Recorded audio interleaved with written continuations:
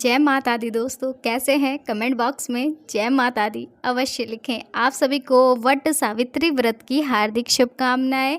आप सभी का सुहाग इसी तरह बना रहे तथा आप सब अपने जीवन में खुशहाल रहे, सदा सुहागन रहें।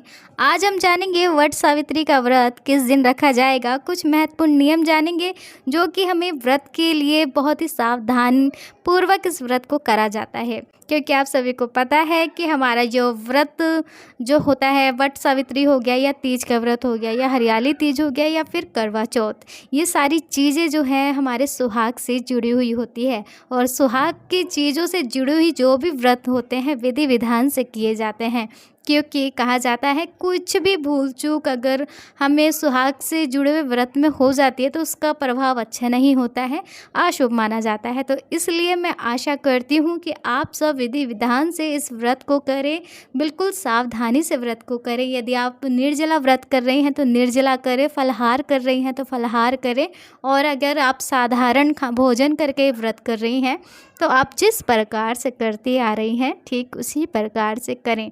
अब हम जानेंगे कुछ महत्वपूर्ण चीज़ें जो कि इस व्रत में करने से हमें बचना चाहिए। साथ में कुछ चीज़ें जो होती हैं, नियम होते हैं जो कि हमें इन व्रतों में नहीं करना चाहिए, जैसे कि काले रंग की, सफ़ेद रंग की साड़ियाँ जो होती हैं वो कभी भी इन व्रतों में नहीं पहनना चाहिए। जो भी सुहाग का व्रत होता है ऐसे अशुभ रंग नहीं पहनने चाहिए, ना ही ऐसी चीज़ों को पहनकर पूजा घर में करनी चाहिए या फिर कहीं पहनना ही नहीं चाहिए, ऐसा मान्यता होती है हमारे हिंदू धर्म में है। तो आप सब सोच समझ के इन चीज़ों का पालन करें। और अब आता है हमारा सेकंड। आप सभी को पता है कि सुहाग की चीज़ें व्रत के बाद हमें दान करनी होती है, तो आप दान जरूर करें। बहुत सी समस्या रहती है हमारे बीच में कि हम दान किसे करें। तो आप सब जितनी भी आपके पास सास हो गई, यदि आपकी सास सुहागन हैं तब आप ये दान कर सकती हैं। यदि आपकी ननद सुहागन है, जो भी आपके पास जितनी भी सुहागन महिलाएं हैं आप उनको दान करें। कुछ किसी अविवाहित लड़की हो गई या फिर कोई भी विधवा जो होती है महिलाएं होती है उनको ये दान ना करें, इसका प्रभाव अच्छा नहीं होता है, बुरा माना जाता है। तो विशेष करके ध्यान रखेंगी आप जो भी दान करेंगी एक विवाहित महिला को ही दान करेंगी। ठीक है, अब आता है हमारा थर्ड नंबर। बहुत ही विशेष करके ध्यान रखना है कि इसमें 7 फेरी ली जाती है, 5 फेरी, जितनी भी आप फेरियां लेती हैं। बरगद का जो वृक्ष जो होता है, वट जिसकी हम पूजा करते हैं, उनकी फेरी लेना आवश्यक होता है। लाल रंग कलावा रंग से जो होता है, कलावे से फेरी ली जाती है। ध्यान रखेंगी कि आपको 5, 7 जो या फिर 11 जितनी आप लेती हैं, 21 वगैरह जो लेती हैं आप उसी प्रकार से करें।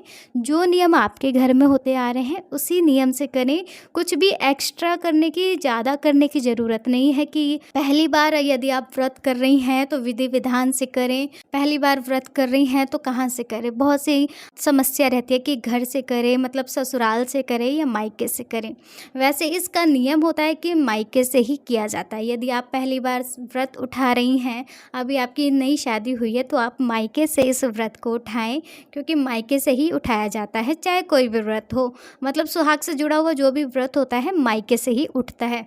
यदि आपके नियम कुछ और हैं आपके घर में, आप एक बार अपने बड़ों से पूछ के इस व्रत को पूरा करें। ठीक है, जहाँ भी आपके बड़े सास ससुर बोलते हैं आप वहाँ से करें, लेकिन इसका नियम होता है कि हमें मायके से ही करना चाहिए। अब आता है हमारा नंबर 4। आप सभी को पता है कि आप पहली बार व्रत कर रहे हैं तो इसमें आप सभी को ध्यान पूर्वक करना है। पहली बार व्रत कर रही हैं तो आप सभी को बड़ों का आशीर्वाद लेना चाहिए, माता पिता का आशीर्वाद लेना चाहिए। पति की सेवा वगैरह इसमें की जाती है, उनका विशेष करके ध्यान रखें, क्योंकि उन्हीं के लिए ये व्रत कर रही हैं आप। तो घर का वातावरण अच्छा रखें, पति से लड़ाई ना करें और पति की लंबी आयु के लिए कामना करें। पूरे दिन आप उनकी लंबी आयु के लिए कामना कर सकती हैं। विधि विधान से घर में आकर के पूजा कर सकती हैं, निर्जला व्रत रख सकती हैं। पहली बार कर रही हैं तो बहुत ही विधि विधान से करें, पूरा श्रृंगार करके करें। जिस तरीके से आप पूरा करवा चौथ का व्रत करती हैं ठीक उसी प्रकार से वट सावित्री का व्रत भी किया जाता है। तो अब जान लेते हैं कि हमारा व्रत, सावित्री का व्रत किस दिन रखा जाएगा। जान लेते हैं कि हमारा यह व्रत किस दिन रखा जाएगा। ज्येष्ठ माह के कृष्णा पक्ष की अमावस्या तिथि के दिन वट सावित्री का व्रत रखा जाता है। मान्यताओं के अनुसार वट सावित्री के दिन सुहागिन महिलाएं वट यानी कि बरगद की पेड़ की पूजा करती हैं।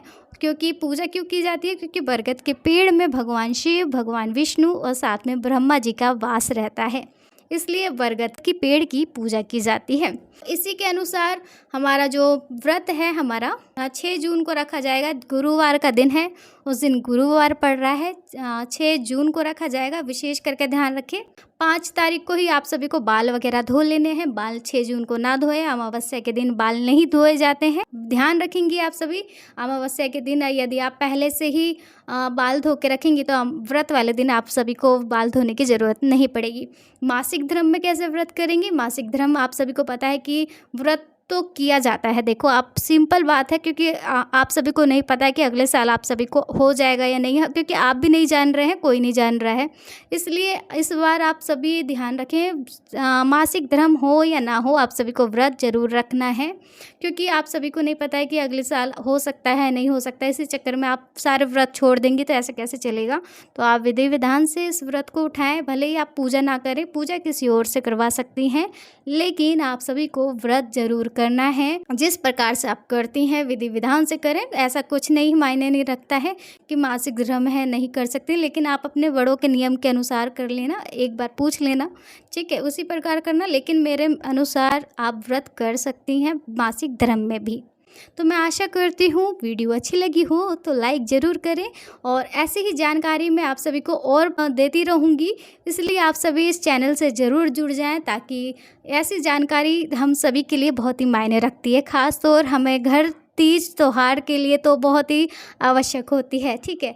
तो मैं आशा करती हूँ वीडियो अच्छी लगी हो तो लाइक ज़रूर करें। जय माता दी। आप सभी का सुहाग इसी तरह खुशहाल रहे, बना रहे, सदा सुहागन रहे। जय माता दी।